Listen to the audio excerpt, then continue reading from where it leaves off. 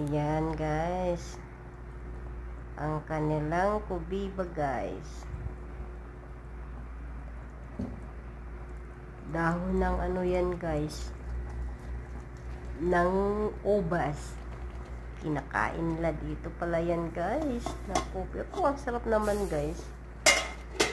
Para siyang suman guys ba, pero iba yung suman sa atin guys, di ba?